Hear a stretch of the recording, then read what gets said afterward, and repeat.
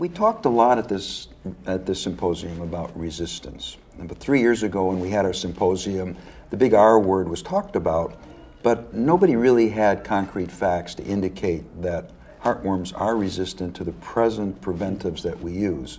And now we know for sure that they in fact can be resistant to these medications. Maybe in a very small amount, but still. So what do we tell our clients about resistance? Well, the main thing is that although resistance is real, it happens, the main thing is that most heartworms are still sensitive to our preventives, and therefore we need to continue to use them year-round. And it is also very important then to annually test dogs to make sure that they haven't become infected.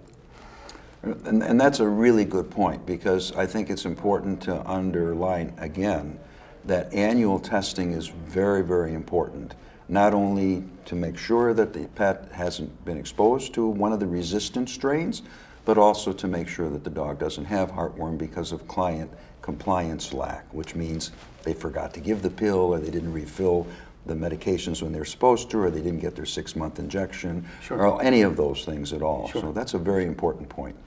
So Dr. Graham, what happens if a dog comes up positive for heartworm and it's been on preventive? What do we do? How do we treat these animals? Well, it's very important to treat these animals, because if we don't, they become a source of infection to other animals, either in the household or in the community. And it's important that that treatment follow the American Heartworm Society guidelines, because other forms of treatment, the so-called slow kill treatment, really allow pathology to continue to develop in these animals while we're waiting for the heartworms to die.